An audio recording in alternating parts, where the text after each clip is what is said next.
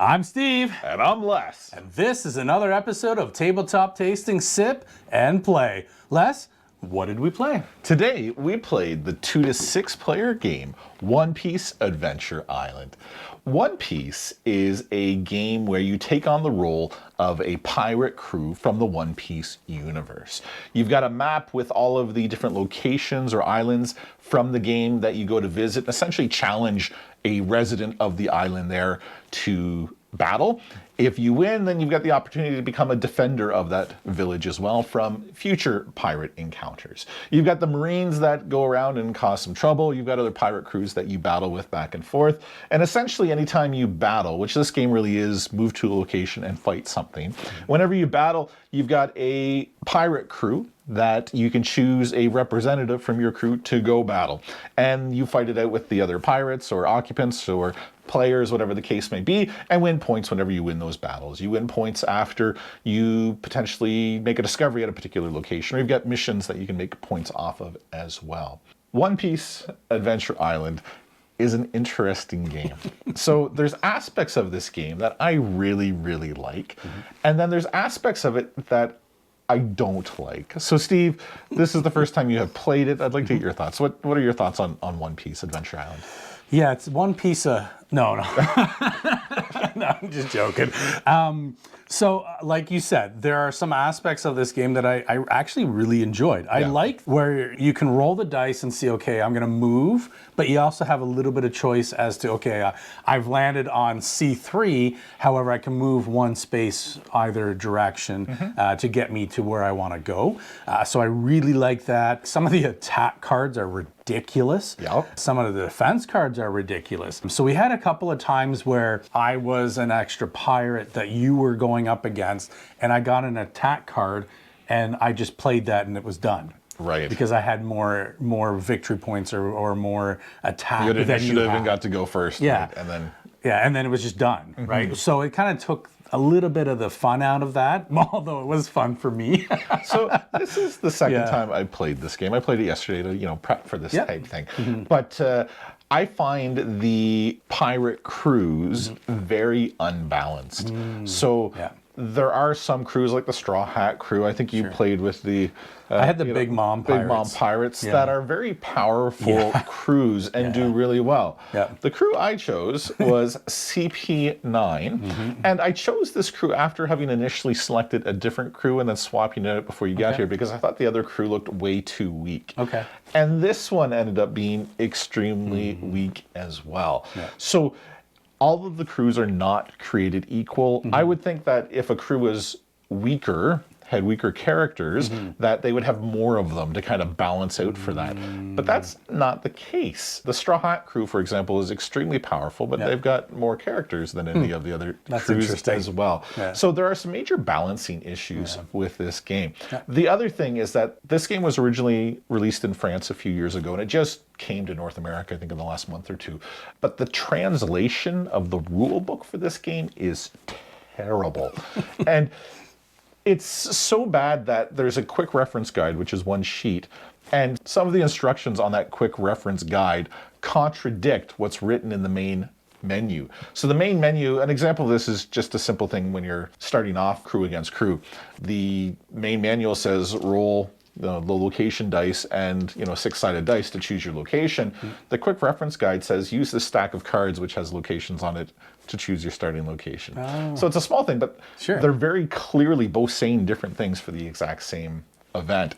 And then the other piece to that is that there's parts of the manual that just don't cover anything. So an example of this is, after you fight one of the occupants of a particular location, what happens to that card after you fight them? Does it get removed from the game? Does it get shuffled back into the deck? Does it go to the bottom of the deck? We have no idea. So when I play, I just remove them. But then some of the islands only have 3 guardians or occupants there. So what happens then if you're there an extra time? So there's so many just little questions like that. Like, what happens? Why, if I'm playing with CP9, which is a Marine crew, does their boat look identical to the other Marine crew? So it can make telling that crew a little bit difficult from the other ones. So One Piece is a bit of a mess. That's the best way to describe it. There's still aspects of it that are fun. And if you're using 2 strong crews like the Straw Hat crew, and The big the mama. big mom pirates, where they're both relatively balanced strength-wise. You're not going to have that one-sidedness like we experienced with this attempt for it. Yeah, I really found that, especially like with my crew, I had no issues taking out the resident locations. Like it wasn't even much of a fight at all. Whereas for I just some got of the, smoked. I got smoked. You have like 2 people left that on either. Oh no, you've got one that's on the board. I have 2 that are technically alive. Okay. And the others just got like annihilated. Like I said, I had 1 attack card. Now it wasn't mine.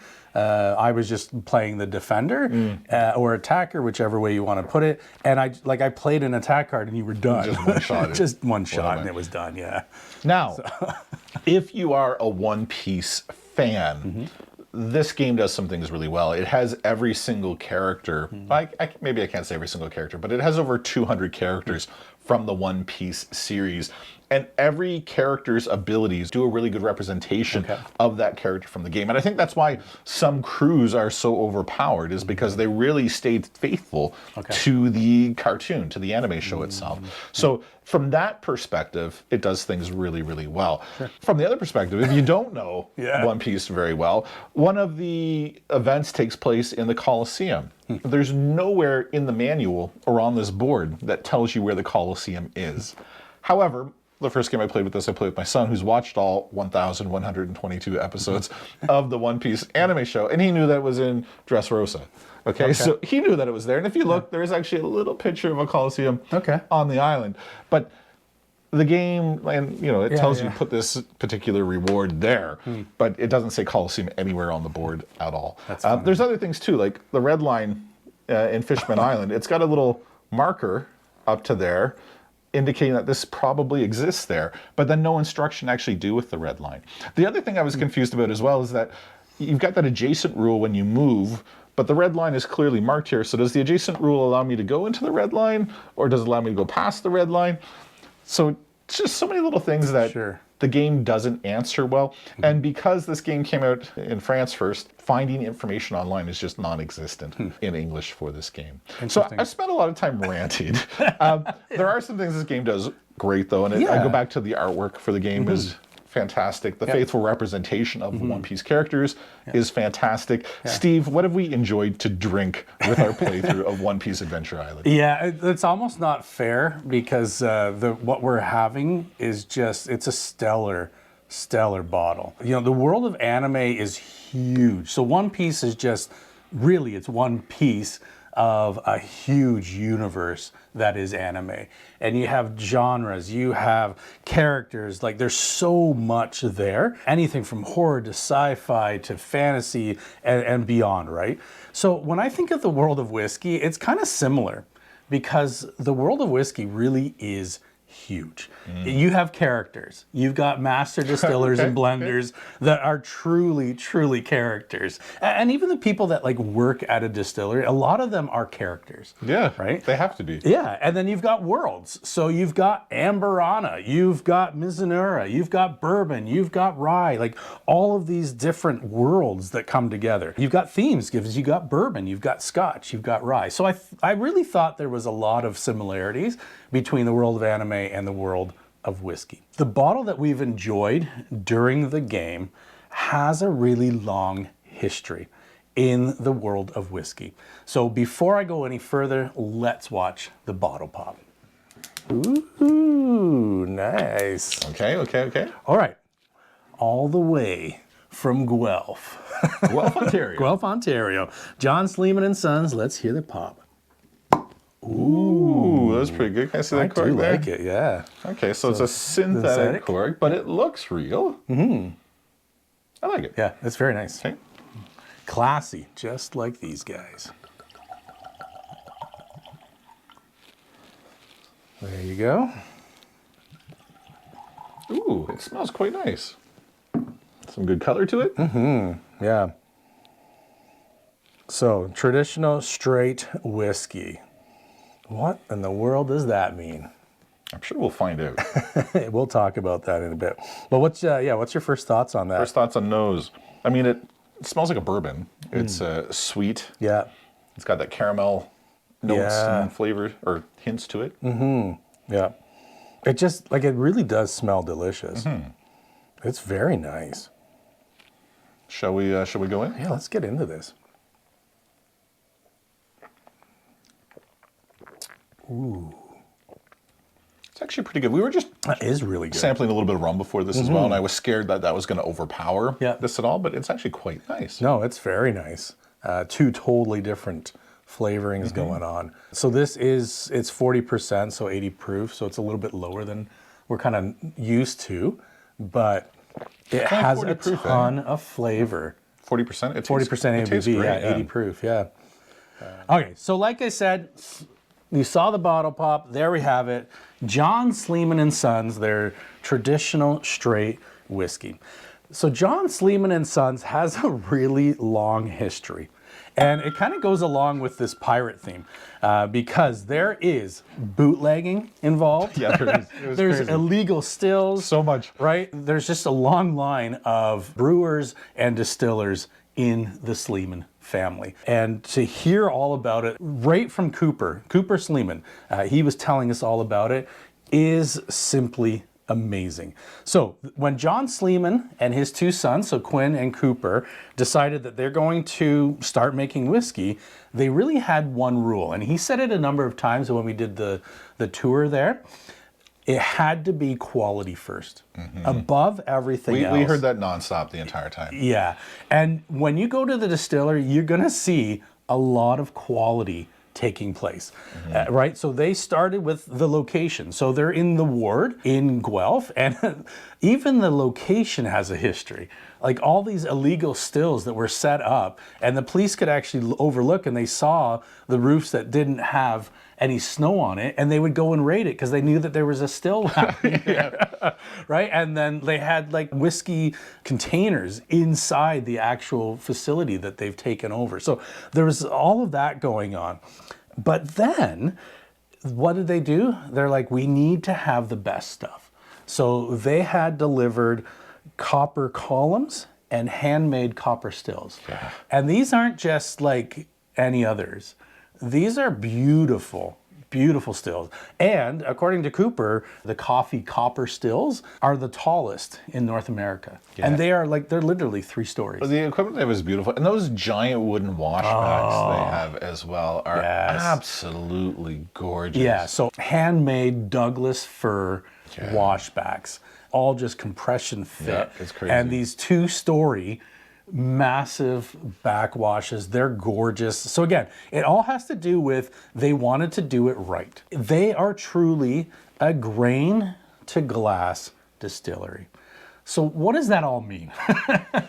It means that you're going to get something very, very good. Yeah. And that's what we have in our bottle. So Les, what do you think? Is it possible to make bourbon in Canada? So, I mean, what is bourbon? Bourbon is, 51% corn. I think it's aged in new oak barrels. Yep. It's going to be 80 proof minimum. Okay. Right? And aged for at least 3 years. Right. So when I asked that question, can you make bourbon in Canada? The quick answer is no. Right, because bourbon... But also, yes. Ooh, okay. No, because you can't say bourbon. So they cannot put on the label here that it is bourbon. However, it hits everything else. It's minimum 51% corn, new American oak barrels, and it's 80 proof. Those are kind of your main ones. Bottled and bond kind of takes a little bit different approach to that, and there's other things going on there. But this is bourbon. So it's bourbon made in Canada. Yeah. And that's what I think surprises me the most with this, is that it actually tastes like a bourbon. It certainly does. So I think we've got a plan to do kind of a blind taste test. Yeah, we're going to do that as well at some point. Which you'll see in the future that way. Yeah. But I would challenge anyone to put this next to a standard 3-year-old bottle of bourbon and tell us if it's made in Canada or not. Because I do not think you could do that based off of the taste of this. I agree. Yeah. So when Cooper was saying that, I was kind of like the whiskey geek in me was like, yeah, okay. Because there's actually a lot going on, especially right now. A lot of companies in Canada that are saying, hey, you want bourbon, you can't get it right now, you need to get our bottle, because this is the alternative to bourbon. This is not an alternative to bourbon. Yeah. One of the biggest surprises for me with this bottle is it's 3 years old. Yeah, and that blew me away too, especially because most distilleries, when they start making whiskey, their first few years of whiskey are usually pretty poor in quality. Yeah. Now, some of them turn it around really quickly and start making really good stuff. But John Sleeman and Sons have only been open where they're selling whiskey for the last, I think 2022 was their first bottle they put on sale. Yeah, now they're getting up there and they've got some older stuff coming out, which is going to be really, really good. Because if this is 3 years old and you get the tastes and flavors that you do from a 3-year-old bottle, I cannot wait to taste this at like 8. Yeah. Like, oh my goodness, it is going to be simply amazing. Everything that they use and everything that they do is just, they wanted quality first, and that's what you're going to get. Yeah, and Cooper of Sleeman Sons, he gave us a tour. He actually provided us with this bottle, so thank you very much, Cooper. Thank you. But we were genuinely impressed with, again, how new it is. And the quality of it for just being 3 years old. Yeah, 100%. But when you start telling your story, you talk about the history behind Sleeman's as a whole, and John Sleeman and Sons, and the history behind One Piece and the 1,000+ episodes that exist out there. And that's, there's all sorts of lore. There's the Netflix series. There's, books, all this stuff. I think that we've learned a very valuable lesson today. I think we have, Les. And that is, if you're going to play the 2 to 6 player game, One Piece Adventure Island, you want to pair it with? Ooh, you want to pair it with John Sleeman and Sons, their traditional straight whiskey. They can't call it bourbon, but that's really what it is. My name is Les. And I'm Steve. And this is Tabletop Tastings. That it is. Have a great day. Yeah. I can tell you don't like it. I didn't like that game. Well, maybe that influenced me to like this even more. Probably a little bit. Okay, you ready? All right, let's do this. Just a second. Yep.